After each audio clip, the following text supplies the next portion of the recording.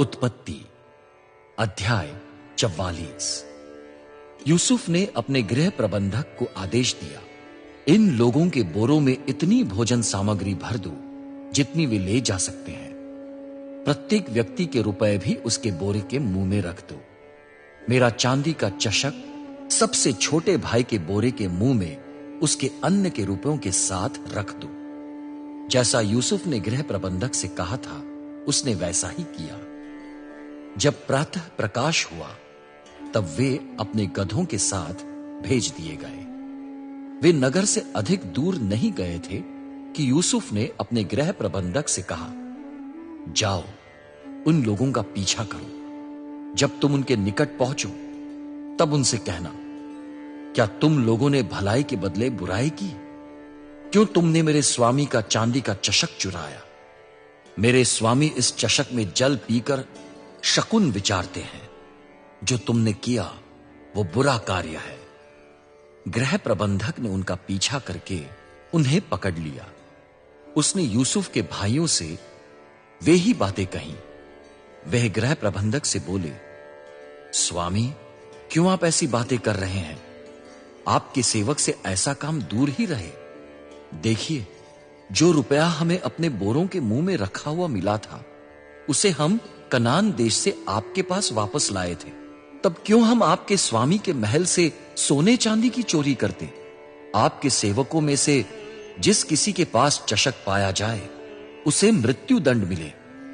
हम भी स्वामी के गुलाम बन जाएंगे। गृह प्रबंधक ने कहा, तो अब तुम्हारे कथन के अनुसार हो, परंतु वही व्यक्ति मेरा गुलाम बनेगा जिसके पास चशक पाया जाएगा। शेष व्यक्ति निर्दोष माने जाएंगे। प्रत्येक व्यक्ति ने शीघ्रता से अपना बोरा भूमि पर उतारा और उसको खोला। गृह प्रबंधक ने ज्येष्ठ भाई के बोरे से आरंभ करके सबसे छोटे भाई के बोरे में ढूंढा। चशक बिन्यामिन के बोरे में मिला। भाइयों ने अपने वस्त्र फाड़कर शोक प्रकट किया। वे गधों पर बोरे लाद कर नगर की ओर लौटे। यहूदा और उसके भाई यूसुफ के महल में आए। यूसुफ वहीं था। वे उसके सम्मुख भूमि पर गिरे। यूसुफ उनसे बोला, तुमने ये कैसा कार्य किया? क्या तुम नहीं जानते कि मुझ जैसा व्यक्ति निश्चय ही शकुन विचार सकता है? यहूदा ने कहा, हम अपने स्वामी से क्या कह सकते हैं? हम क्या बोले? हम कैसे अपने को निर्दोष सिद्ध करें? परमेश्वर ने आपके सेवकों के दुष्कर्म का पता लगा लिया है। अब हम और वो जिसके पास चशक पाया गया आपके गुलाम है। यूसुफ ने कहा, ऐसा कार्य मुझसे दूर ही रहे।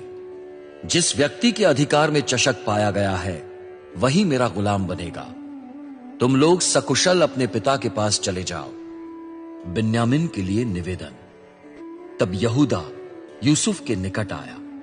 उसने कहा, हे मेरे स्वामी, कृपया अपने सेवक को अनुमति दीजिए कि वो आपसे कुछ कह सके। आपके सेवक पर आपका क्रोध न भड़के, क्योंकि आप स्वयं फरों के सदृश हैं।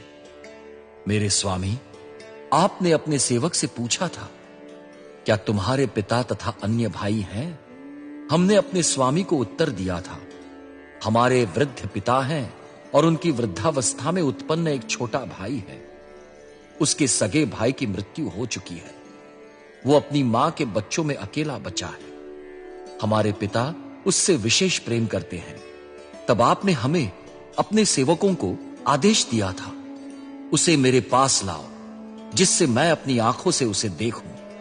हम अपने स्वामी से बोले थे, वो लड़का अपने पिता को नहीं छोड़ सकता।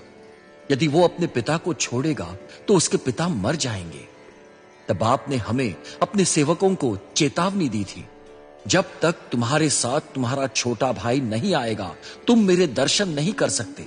हम अपने पिता आपके सेवक के पास गए और उनको आपकी बातें बताई। जब हमारे पिता ने कहा, मिस्र देश फिर जाओ और हमारे लिए कुछ भोजन सामग्री खरीद लाओ, तब हमने कहा, हम नहीं जा सकते। यदि हमारा छोटा भाई हमारे साथ जाएगा तो हम जाएंगे, क्योंकि जब तक हमारा छोटा भाई हमारे साथ न होगा हम मिस्र देश के स्वामी के दर्शन नहीं कर सकते। हमारे पिता आपके सेवक ने हमसे कहा, तुम तो जानते हो, राहेल ने मुझसे 2 पुत्रों को जन्म दिया था। एक पुत्र मुझे छोड़कर चला गया, निसंदेह वो टुकड़े टुकड़े कर दिया गया। तब से मैंने उसे कभी नहीं देखा। यदि तुम इसको भी मेरे पास से ले जाओ और इस पर कोई विपत्ति आ पड़े, तो तुम लोग मुझ वृद्ध को शोक संतप्त दशा में ही अधोलोक पहुंचा दोगे। अब यदि मैं अपने पिता आपके सेवक के पास जाऊं और लड़का हमारे साथ नहीं हो, और वो देखें कि लड़का हमारे साथ नहीं है, तो वो मर जाएंगे, क्योंकि उनके प्राण तो लड़के में अटके हैं। अतः हम अपने वृद्ध पिता को शोक संतप्त दशा में ही अधोलोक पहुंचा देंगे। आपके सेवक मैंने अपने पिता से लड़के की सुरक्षा का दायित्व यह कहकर लिया है, यदि मैं उसे आपके पास वापस नहीं लाता, तो मैं आपके प्रति आजीवन अपराधी बना रहूंगा। इसलिए अब कृपया अनुमति दीजिए कि इस लड़के के स्थान पर आपका ये सेवक अपने स्वामी का गुलाम बनकर रहे और लड़का अपने भाइयों के साथ लौट जाए। यदि लड़का मेरे साथ नहीं हो, तो मैं अपने पिता के पास कैसे लौट सकता हूं? मैं नहीं चाहता कि मुझे अपने पिता के साथ घटने वाली संभावित दुर्घटना को देखना पड़े।